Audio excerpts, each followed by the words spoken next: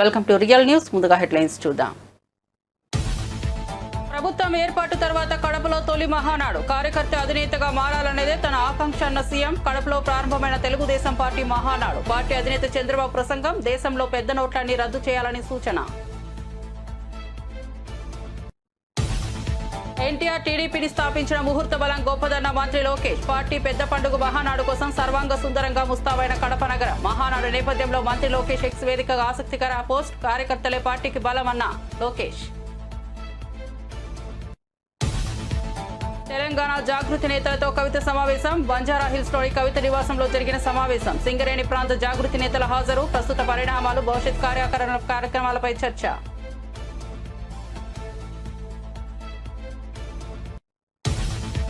టీడీపీది మహానాడు కాదు దగా అన్న మాజీ మంత్రి శైలజానాథ్. ఎన్టీఆర్ను వెన్నుపోటు పొడిచిన గనుడు చంద్రబాబు అని వ్యాఖ్య. ఎన్టీఆర్ పై చెప్పులు వేయించింది చంద్రబాబు నాయుడే. అసలు వారసుడు బాలకృష్ణ దబిడి అంటూ తిరుగుతున్నాడని ఎద్దేవా.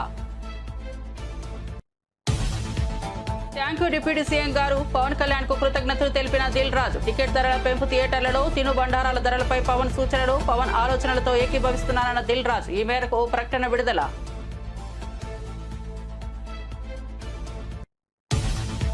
జూన్ 2న కవిత కొత్త పార్టీ ప్రకటిస్తారంటూ రఘునందన్ రావు జోష్యం. షర్మిల మాదిరి కవిత పాదయాత్ర చేస్తారన్న రఘునందన్ రావు. దయ్యాల మధ్య కవిత 10 ఏళ్లు ఎలా ఉన్నారని ప్రశ్న. తండ్రి కూతుళ్ల మధ్య మధ్యవర్తులు ఎందుకన్న రఘునందన్ రావు.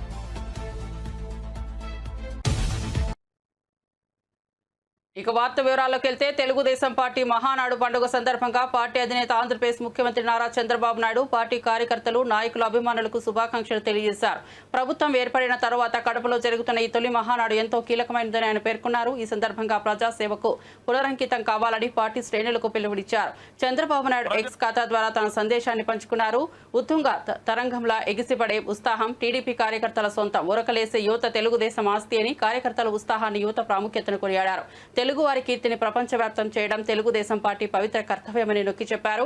ప్రపంచ దేశాల్లో తెలుగువారు ఎక్కడున్నా ఆ దేశానికి తలమానికంగా మారాలన్నదే మన సంకల్పం. అందుకే మనం నిరంతరం శ్రమిస్తున్నామని చంద్రబాబు తెలిపారు. మన మీద ప్రజల్లో అశాంతి పోయింది. ఎవరు ఏం చేస్తారో అని అలజడిపోయింది. కూటమి పాలనతో ప్రజలకు స్వేచ్ఛ వచ్చింది. నేడు ప్రతి ఒక్కరు కూడా భద్రతతో, భరోసాతో బతికే పరిస్థితి వచ్చింది. ఎన్నికల ఫలితాలతో చీకటి తొలగిపోయింది. భవిష్యత్తు పైన ఆశలు పెరిగాయి, ఆస్పిరేషన్స్ పెరిగాయి. మన కోట్లిచ్చి గెలిపించారు. తిరిగి వారి జీవితాలు బాగు చేస్తామని మన మీద ఆశలు పెట్టుకునే పరిస్థితికి వచ్చారు. అందుకనే మీరు ఒక్కసారి చూస్తే రోడ్లు, మౌలిక సదుపాయాలు, వ్యాపారాలు, పెట్టుబడులు, ఉపాధి, ఉద్యోగాలు, నోటిఫికేషన్ తో అనేక కార్యక్రమాలకు శ్రీకారం చుట్టాం. 64 లక్షల మందికి 4,000, 6,000, 10,000, 15,000 రూపాయలు పింఛనిచ్చే ఏకైక రాష్ట్రం భారతదేశంలో ఆంధ్రప్రదేశ్ రాష్ట్రం. ఏటా 33,000 కోట్ల రూపాయలు నేరుగా పేదల సేవలో మొదటి తారీఖున పేదలకు అందించే ఏకైక పార్టీ తెలుగుదేశం పార్టీ. అన్న క్యాంటీన్ ద్వారా పేదవాడి ఆకలి తీరుస్తున్నాం. దీపం పథకంతో 1 కోటి మంది లబ్ధిదారులకి 3 సిలిండర్లు సంవత్సరానికి ఇస్తున్నాం. ఉచిత ఇసుక, మత్స్యకారుల సేవలో ఆర్థిక సహాయం, అర్చకులు, ఇమాములు, మౌజములు, అదే మారిగా పాస్టర్లకు గౌరవ వేతనాలు పెంచాం. ప్రజల్ని భూతమలా పీడిస్తున్నటువంటి ల్యాండ్ గ్రాబింగ్ యాక్ట్ ని రద్దు చేశాం. డిఎస్సి నోటిఫికేషన్ ఇచ్చాం. మొదటి సంతకం పెట్టాం. మళ్ళీ స్కూళ్లు తెరిచే లోపల అందరికీ ఉద్యోగాలు ఇచ్చే బాధ్యత మనం తీసుకున్నాం. ఇది నెరవేరుస్తున్నామని చెప్పి కూడా నేను మీకు తెలియజేస్తున్నా. ఇదే కాదు, మళ్ళీ పారిశ్రామికవేత్తల్లో నమ్మకాన్ని కల్పించి పెట్టుబడులు తీసుకొస్తున్నాం. 11 నెలల్లో 6 స్టేట్ ఇన్వెస్ట్మెంట్ ప్రమోషన్ బోర్డు మీటింగ్లు పెట్టి 76 ప్రాజెక్టులకి శ్రీకారం చుట్టాం. దీనివల్ల 4,95,000 కోట్ల రూపాయలు పెట్టుబడులు వస్తున్నాయి. 4,57,000 మందికి ఉద్యోగాలు వస్తున్నాయని చెప్పి కూడా నేను మీకు తెలియజేస్తున్నా. ఇది ఒక పక్కన మీరు చూస్తే, నేను ఒకటే మీ అందరికి హామీ ఇస్తున్నాను. మీ అందరిని ఇంటింటికి పంపించి మన ఎన్నికల మేనిఫెస్టో విషయాలు చెప్పాం. సూపర్ 6 కూడా చెప్పాం. ఎవరు ఎన్ని మాట్లాడినాం, ఎన్ని ఇబ్బందులున్నా ఇవన్నీ నిలబెట్టుకునే బాధ్యత మనదని మరొక్కసారి మీ అందరికీ విజ్ఞప్తి చేస్తున్నా. ప్రజల్లో అశాంతి పోయింది. రాబోయే 10 సంవత్సరాల్లో రాష్ట్ర ఆర్థిక పరిస్థితే కాదు, మనం అనుకున్న విధానాలన్నీ చేసి ఆటో పైలట్ లో పెట్టే బాధ్యత మనదని చెప్పి నేను మీకు తెలియజేస్తూ టీడీపీ నాయకులు కార్యకర్తలు పెద్ద పండుగగా భావించే మహానాడు ఇవాళ నుంచి కడపలో అంగరంగ వైభవంగా ప్రారంభం కానుంది. పార్టీ పెద్ద పండుగ మహానాడు కోసం కడప నగరం సర్వంగా సుందరంగా ముస్తాబైంది.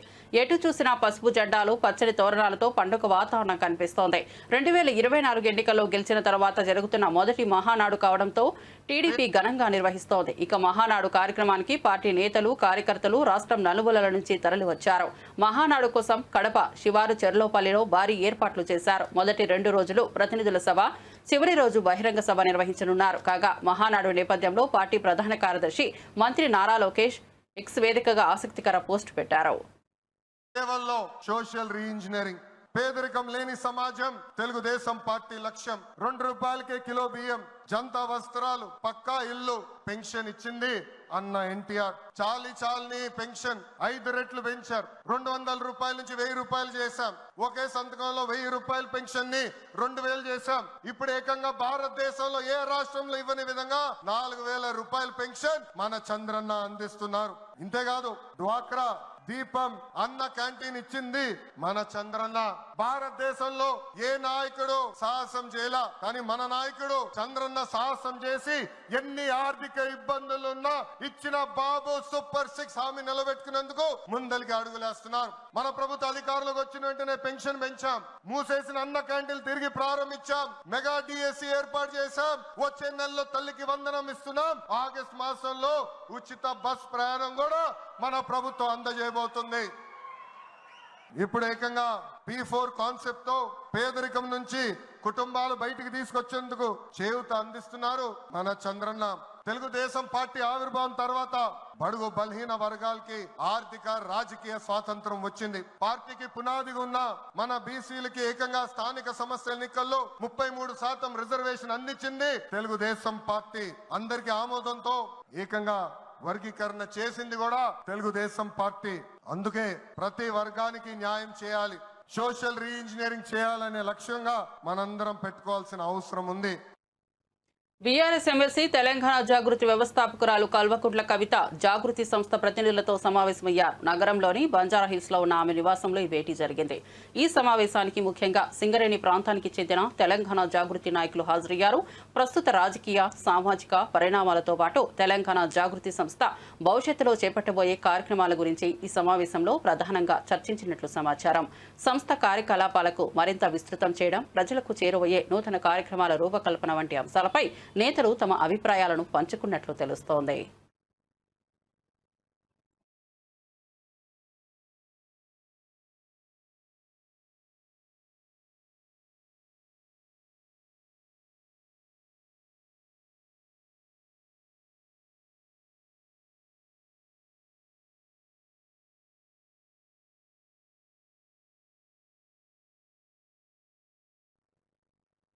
బీఆర్ఎస్ అధినేత కేసీఆర్ కు ఆయన కుమార్తె ఎమ్మెల్సీ కల్వకుంట్ల కవిత రాసిన లేఖ తెలంగాణ రాజకీయాల్లో తీవ్ర దుమారం రేపుతోంది. ఈ లేఖపై ఇప్పటికే కాంగ్రెస్ బీజేపీ నేతలు విమర్శలు గుప్పిస్తుండగా తాజాగా మెదక్ ఎంపీ బీజేపీ నేత రఘునందన్ రావు మరోసారి కీలక వ్యాఖ్యలు చేశారు. జూన్ 2వ తేదీన ఎమ్మెల్సీ కవిత కొత్త పార్టీని ప్రకటించబోతున్నారని రఘునందన్ రావు జోస్యం చెప్పారు. ఆ తరువాత ఆమె తెలంగాణ వ్యాప్తంగా వైఎస్ షర్మిల మాదిరి పాదయాత్ర కూడా చేపడతారని ఆయన వ్యాఖ్యానించారు. కవిత గెలిచినప్పుడు కేసీఆర్ దేవుడయ్యారు, మరి ఇప్పుడు ఆయనే దెయ్యం ఎలా అయ్యారంటూ రఘునందన్ రావు సందేహం వ్యక్తం చేశారు. అలాంటి దెయ్యాల మధ్య 10 ఏళ్ల పాటు రాజకీయం ఎందుకు చేసినట్లు అంటూ కవితను ఉద్దేశించి ఆయన చురకలటించారు. కవిత వద్దకు కేసీఆర్ మధ్యవర్తులను పంపించారని, తండ్రి కూతుర్ల మధ్య మధ్యవర్తులు ఎందుకని ప్రశ్నించారు. తర్వాత మీకు ఒక మంచి గుణపాఠం చెప్పి ఇంట్లో కూర్చోబెడితే మళ్ళీ ఇలా ఒకరి మీద ఒకరు కొట్లాడుకొని ఒకరి మీద ఒకరు తిట్టినట్టు చేసి నేను కొట్టినట్టు చేస్తాను, నువ్వు ఏడిచినట్టు చేయని టీఆర్ఎస్ వాళ్ళు ఇతర పార్టీలకు పోయేందుకు టీఆర్ఎస్ పార్టీ ఖాళీ అయ్యేటువంటి ప్రయత్నాలు జరుగుతున్న తరుణంలో నాతోటి కొట్లాడితే నా బిడ్డ దగ్గర కొనరి, నా కొడుకుతోటి కొట్లాడితే నా అల్లుని దగ్గర కొనరని వాళ్ళే అన్ని గ్రూపుల్ని పెట్టుకొని చేస్తున్నట్టు ఇది ఒక నాటకంలా కనబడుతుంది తప్ప ఇంకొకటి ఏం లేదు. చెప్పాల్సిందే నేను ఎవరో మధ్యవర్తులు వచ్చిరని ఇలా పేపర్లో చూసినాం. తండ్రికి బిడ్డకు మధ్యలో మధ్యవర్తులు ఎందుకు? నేరుగా మాట్లాడుకోవడానికి ఫోన్ ఉంది, ఫామ్ హౌస్ ఉంది, బిడ్డ వస్తా అంటే నాయన రానిస్తాడు కూడా. ఇవన్నీ కూడా ఈ రాష్ట్రంలో ఉన్నటువంటి సమస్యల్ని పక్కదారి పట్టించి వ్యక్తిగతమైనటువంటి ఎజెండాతోటి వాళ్ళ కుటుంబంలో ఏదో జరుగుతుంది, వాళ్ళే లీడర్లు కావాలనుకొని తండ్రి కొడుకు అల్లుడు వీళ్ళెవరికి నచ్చకపోతే మళ్ళీ కూతురు దగ్గరికి పోయేందుకు ఇంకో కొత్త కుంపటి పెట్టాలన్నట్టు కనబడుతుంది. నాకు అవగాహన ఉన్న కాడికి, నాకు అర్థమవుతున్న కాడికి చెల్లె కవిత ఆల్రెడీ మెంటల్గా ఫిక్స్ అయినట్టున్నది. టీఆర్ఎస్ పార్టీలోకి వెళ్ళి బయటికి పోదామని, సొంత ఏజెండా పెట్టుకుందామని, అక్క షర్మిలక్క చేసినట్టు పాదయాత్ర చేద్దామని, ఓ కొత్త పార్టీ పెట్టుకుందామని ఆమె డిసైడ్ అయినట్టు కనబడుతుంది. తేదీ ముహూర్తం కూడా నాకు అర్థమైన కాడికి బహుశా జూన్ 2వ తారీఖున కవితమ్మ కొత్త పార్టీ పెట్టవచ్చు. అంతకుమించి కొత్త కనబడేది ఏముంది? ఆడ కొట్లాట ఏముంది? తండ్రి కూతుర్లు, అన్న చెల్లెళ్ళు పక్క రాష్ట్రంలో ఏమైందో చూసినాం. ఈ రాష్ట్రంలో కూడా గదే అవుతుంది. కొద్ది రోజులు పార్టీ పెడతారు, నడుస్తారు, పాదయాత్ర అయిపోతుంది. ఆ రాష్ట్రంలో అక్క చెప్పింది కదా, పాదాల మీద నడిస్తే పాదయాత్ర అని. అట్లా ఈడ కూడా చెల్లె పాదయాత్ర చేస్తుంది, కొద్ది రోజులు కొత్త పార్టీ పెడుతుంది. సామాజిక తెలంగాణనో, మహిళలకు అన్యాయం జరిగిందనో ఇప్పుడు చెల్లె కవిత మాట్లాడితే బాధ అనిపిస్తుంది. థియేటర్ల బంద్ వ్యవహారంపై AP deputy CM Pawan Kalyan స్పందించడం తెలిసిందే. దీని వెనుక ఉన్న వ్యక్తులెవరో తెలుసుకోవాలని ఆయన ఆదేశించారు. ఇకపై కొత్త సినిమాల టికెట్ ధరల పెంపు కోసం నేరుగా నిర్మాతలే ప్రభుత్వాల వద్దకు వచ్చే పరిస్థితి కాకుండా ఫిలిం ఛాంబర్ ద్వారా ప్రభుత్వానికి విజ్ఞప్తి చేసుకోవాలని కూడా పవన్ సూచించారు. అంతేకాకుండా థియేటర్లో నెలకొన్న పరిస్థితులు, తినుబండారాల ధరలు, కూల్ డ్రింక్స్ ధరలపై సమీక్షించాలని కూడా అధికారులకు దిశానిర్దేశం చేశారు. ప్రేక్షకులను సినిమా థియేటర్కు రప్పించేలా చర్యలు ఉండాలని సూచించారు. దీనిపై ప్రముఖ నిర్మాత దిల్ రాజు స్పందించారు. ప్రభుత్వాన్ని వ్యక్తిగతంగా కాకుండా ఫిలిం ఛాంబర్ ద్వారా మాత్రమే సంప్రదించాలని సూచన చిత్ర పరిశ్రమకు శాశ్వత దిశ ఇస్తుందని తెలిపారు. అందుకే తెలుగు చిత్ర పరిశ్రమ ప్రభుత్వాలతో కలిసి ముందుకు సాగాలని పిలుపునిచ్చారు. ఈ దిశగా ముఖ్యమైన తొలి అడుగులు వేసిన గౌరవనీయులు పవన్ కళ్యాణ్ కి ప్రత్యేకంగా కృతజ్ఞతలు తెలియజేసుకుంటున్నానని దిల్ రాజు వెల్లడించారు.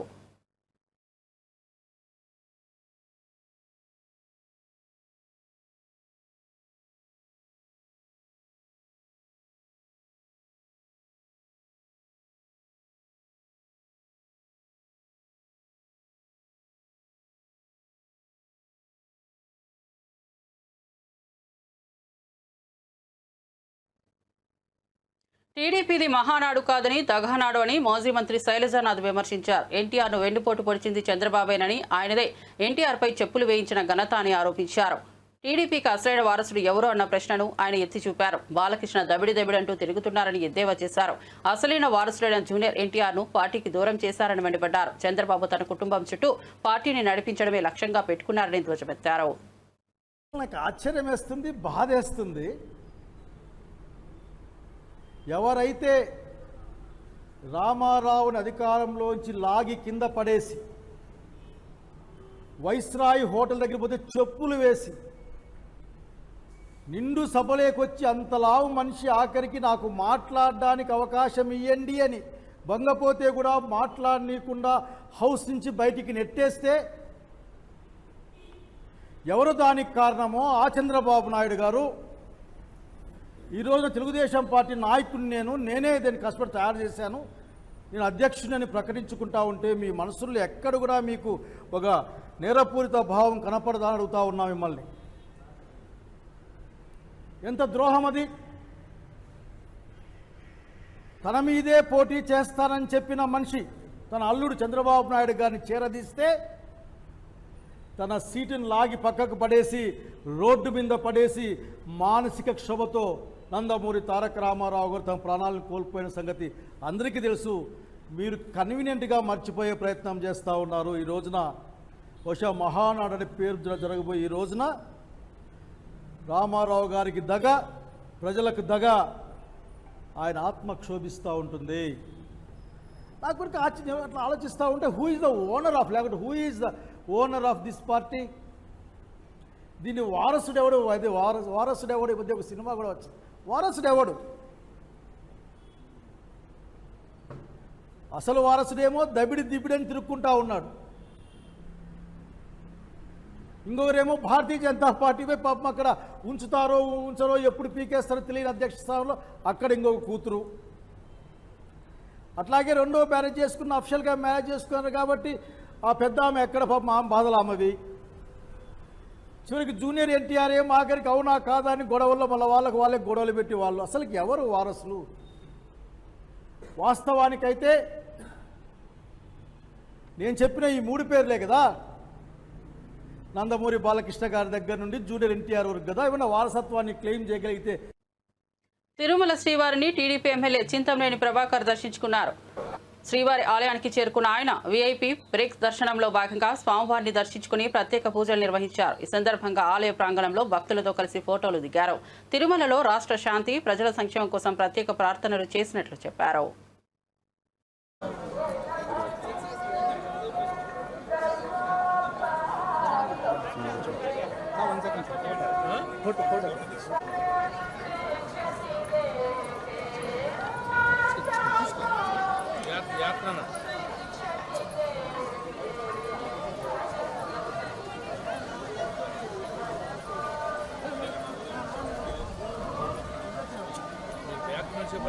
వెహికల్ పెట్టాలి అది ఎంత వెళ్తా ఉంటుంది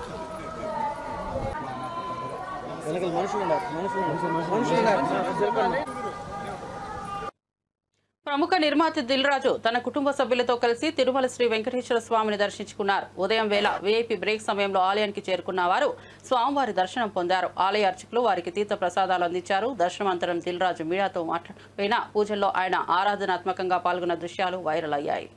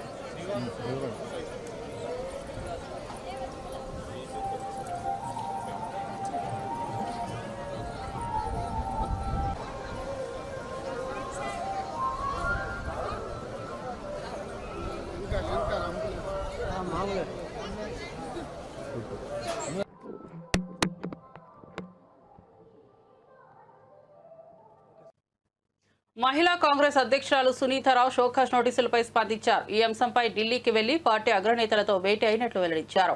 ఇటీవల జరిగిన ఘటనపై క్షమాపణలు చెబుతూ తన వైఖరిని వివరిస్తూ ఒక లేఖను హైకమాండ్ కు సమర్పించినట్లు తెలిపారు. పార్టీ పట్ల తనకు ఉన్న విధేయతను స్పష్టం చేసిన సునీతారావు సమస్యను పరిష్కరించేందుకు ప్రయత్నిస్తున్నట్లు పేర్కొన్నారు. ఈ అంశం ప్రస్తుతం కాంగ్రెస్ వర్గాల్లో చర్చనీయాంశంగా మారింది. గతంలో అంటే మొన్న 14వ తారీఖు జరిగిన ఇష్యూ పైన మాట్లాడుతూ మా చెల్లెళ్ళు అక్కడ అసంతృప్తితో అక్కడ కూర్చోవడం జరిగింది. సో అది నిరసనగా నేను అన్నాను, మీరందరూ ప్రొటెస్ట్గా అని వేసి తర్వాత చాలా వరకు ట్రోల్ అయింది. దానికి ఇండిసిప్లిన్ నోటీస్, షోకాజ్ నోటీస్ వచ్చింది. షోకాజ్ నోటీస్కి రిప్లై ఇస్తూ ఢిల్లీకి వెళ్ళి అందరు పెద్దలను కలవడం జరిగింది. పిసిసి అధ్యక్షులతో పాటు నేషనల్ అధ్యక్షురాలు అల్కా లంబాతో పాటు మీనాక్షి నటరాజన్ గారితో కూడా ఏఐసిసి ఇన్ఛార్జ్ గారితో మాట్లాడడం జరిగింది. ఏది ఏదైనప్పటికీ కూడా నా చెల్లెళ్ళ తరఫున వాళ్ళ అసంతృప్తి ఏదైతుందో ప్రతి నేషనల్ ప్రెసిడెంట్తో పాటు పిసిసి అధ్యక్షులతో పాటు నేను ఏఐసిసి ఇన్ఛార్జికి వివరించడం జరిగింది. రాబోయే కాలంలో తగిన ప్రాధాన్యత ఇస్తూ వాళ్ళందరికీ కూడా న్యాయం చేస్తానని మాట ఇచ్చారు. అదేవిధంగా అక్కడ జరిగిన అంశం వాళ్ళకి అసంతృప్తితో ఆ విధంగా చేయడం, వాళ్ళందరి తరఫున కూడా అపాలజీ చెప్పడం జరిగింది. నా తరఫున కూడా అపాలజీ చెప్తూ నేను వారికి లెటర్ రాయడం జరిగింది. దేశ విభజన నేపథ్యంలో కీలక వ్యాఖ్యలు చేసిన ప్రధాని నరేంద్ర మోదీ 1947లో భారత్ 3 ముక్కలైందన్నారు. దేశ స్వాతంత్ర్యం వచ్చిన అదే రాత్రి కశ్మీర్లో తొలి ఉగ్రదాడి జరిగిందని గుర్తు చేశారు. సాయుధ మూకల మద్దతుతో పాకిస్తాన్ కశ్మీర్లోని కొంత భాగాన్ని ఆక్రమించుకొని విమర్శించారు. అప్పట్లో ఉగ్రవాదులను తరిమికొట్టి పీఓకుని స్వాధీనం చేసుకోవాలన్న సర్దార్ వల్లభాయ్ పటేల్ సలహాను పాటించి ఉంటే ఇవాళ ఉగ్రదాడులు ఉండేవి కాదని అన్నారు. భవిష్యత్ ఉగ్ర ప్రమాదాల మీద కూడా అప్పటి నిర్ణయాల ప్రభావం చూపాయని వ్యాఖ్యానించారు.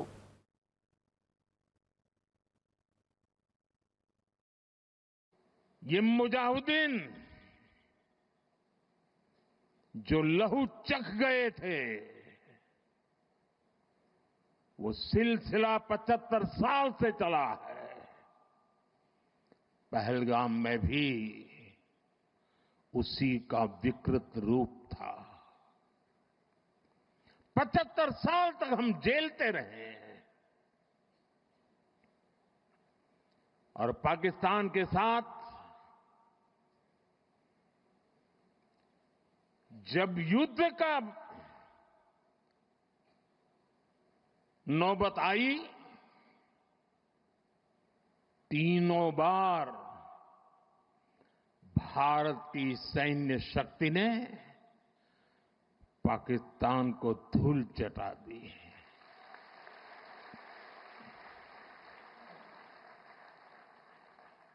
और पाकिस्तान समझ गया कि लड़ाई में वो भारत से जीत नहीं सकते हैं और इसलिए उसने प्रॉक्सी वॉर चालू किया। सैन्य प्रशिक्षण होता है, सैन्य प्रशिक्षित आतंकवादी भारत भेजे जाते हैं और निर्दोष निहत्थे लोग कोई यात्रा करने गया है, कोई बस में जा रहा है, कोई होटल में बैठा है, कोई टूरिस्ट बन के जा रहा है, जहां मौका मिला वे मारते रहे, मारते रहे, मारते रहे और हम सहते रहे। आप मुझे बताइए, क्या ये अब सहना चाहिए? क्या गोली का जवाब गोले से देना चाहिए? ईंट का जवाब पत्थर से देना चाहिए? ये कांटे को जल मुर्द से उखाड़ देना चाहिए?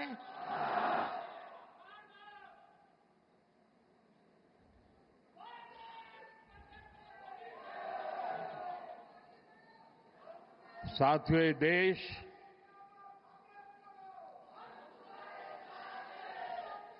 उस महान सांस्कृतिक परंपरा को लेकर के चला है, वसुधैव कुटुंबकम। ये हमारे संस्कार है, ये हमारा चरित्र है, सदियों से हमने इसे जिया है। हम पूरे विश्व को एक परिवार मानते हैं। हम अपने पड़ोसियों का भी सुख चाहते हैं, वे भी सुख चैन से जिए, हमें भी सुख चैन से जीने दे।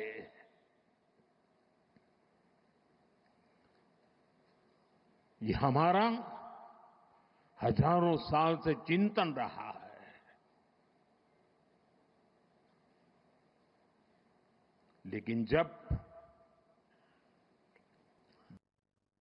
పిన్నెల్లి సోదరులను హత్య కేసులో అక్రమంగా ఇరికించారని మాజీ మంత్రి విడుదల రజని ఆరోపించారు. ఇది రాజకీయ కక్షల వల్లే జరిగిన హత్య అంటూ స్పష్టం చేశారు.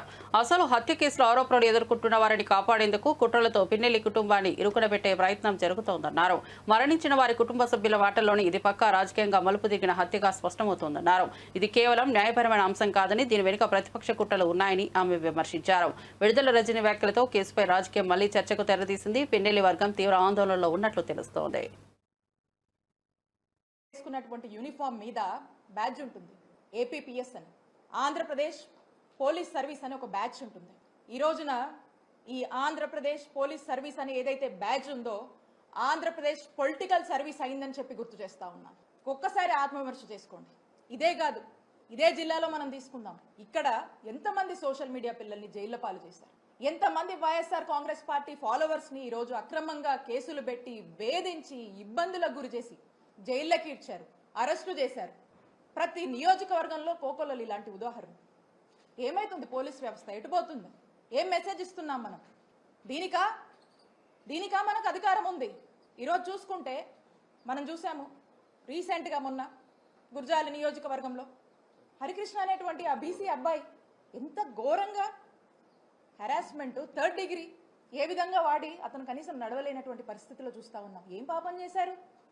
అలా ఏ నియోజకవర్గంలో మనం చూసినా కూడా ఇబ్బందులే. అంతెందుకు, మన నరసరావుపేట నియోజకవర్గంలోనే గోపిరెడ్డి గారి మీద ఎన్ని అక్రమ కేసులు కట్టారు. మా చిల్లూరుపేట నియోజకవర్గంలో నన్ను ఏ విధంగా వేధించారు రీసెంట్గా కూడా మీరు చూశారు. పోలీసులు ఒక లెవెల్కి మించి వాళ్ళ మరి ఎవరి మెప్పుల కోసమో ఏంటో కానీ ఒక స్థాయికి మించి వాళ్ళ ఉద్యోగంలో ఏదైతే వాళ్ళ ఒక డిసిప్లిన్స్తో, ఒక రెస్పాన్సిబిలిటీస్తో ఏదైతే కొన్ని ఓట్స్ వస్తున్నాయో అన్నీ కూడా పక్కన పెట్టి ఈ పొలిటికల్ మెప్పుల కోసము ఏ విధంగా పనిచేస్తున్నారు అనేది మనం చూస్తూ ఉన్నాం. కాబట్టి నేను చెప్తా ఉన్నా, ఎక్కడ చూడండి ఇక్కడ చూడండి, రాష్ట్రంలో ప్రతి జిల్లాలో ప్రతి నియోజకవర్గంలో కూడా ఈ యొక్క అత్యుత్సాహం ప్రదర్శిస్తున్నటువంటి పోలీస్ ఆఫీసర్లకు, అధికారులకు అండ్ ఎస్పెషల్లీ అన్యాయంగా అక్రమంగా ఇలాంటి ఇల్లీగల్ కేసులు పెట్టి ఇబ్బంది పెట్టాలని చూస్తున్నటువంటి ప్రతి ఒక్కరు కూడా నేను చెప్తా ఉన్నాను, మా నాయకుడు జగన్మోహన్ రెడ్డి గారు మా జగనన్న ప్రభుత్వంలో ఏదైతే అంబేద్కర్ గారు రాజ్యాంగం ఇచ్చినటువంటి స్ఫూర్తితో చక్కగా ఇలాంటి ఏ రాజకీయ కక్షలు లేకుండా ఇలాంటి ఒక కక్ష పాలన అనేది పక్కన పెట్టి పార్టీలు కూడా చూడకుండా చక్కటి ప్రజాసేవ, ప్రజలందరూ అన్ని వర్గాల వాళ్ళు మెచ్చేటువంటి ఒక ప్రజాపాలన, ప్రజాసేవని, ఒక గుడ్ గవర్నెన్స్ ఇచ్చినటువంటి నాయకత్వం జగన్మోహన్ రెడ్డి గారు వహించారు ఈ రాష్ట్రంలో.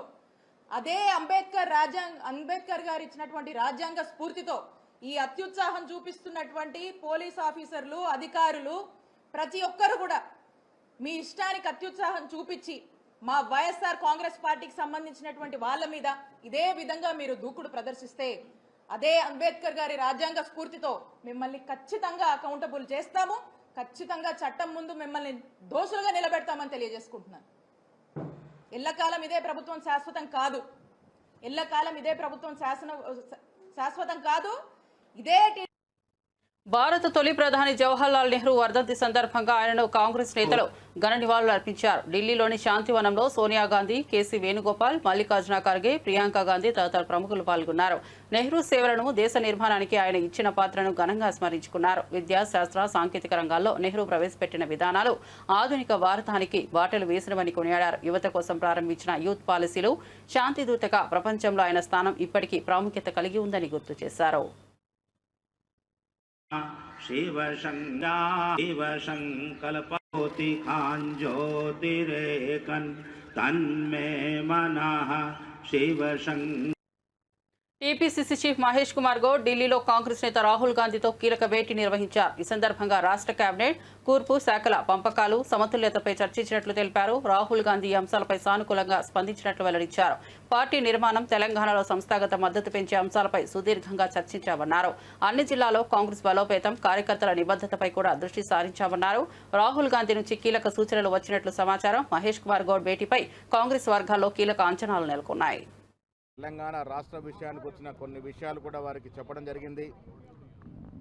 వీలైన త్వరలో క్యాబినెట్ కూర్పు కూడా చేయాల్సిందిగా వారికి మనవి చేయడం జరిగింది. వారు త్వరలోనే చేస్తామనే మాట కూడా చెప్పడం జరిగింది. పార్టీ నిర్మాణం గురించి, తెలంగాణ రాష్ట్రంలో జరుగుతున్న సంస్థాగత నిర్మాణ కార్యక్రమాల గురించి, జై బాపు జై భీమ్ కార్యక్రమాల గురించి వారికి వివరించడం జరిగింది. కేసీ వేణుగోపాల్ గారు అన్ని డీటెయిల్గా మాట్లాడినట్టుగా తెలుస్తూ ఉంది. ఇవాళ ఉంటుందా, మళ్ళీ పిలుస్తారా అనేది ఇంకా తెలియరాలేదు. మొత్తానికి త్వరలో ఇవన్నీ కూడా కార్యక్రమాలు కమిటీతో పాటు మిగతా కార్యక్రమాలు. మరిన్ని అప్డేట్స్ కోసం చూస్తూనే ఉండండి రియల్ న్యూస్.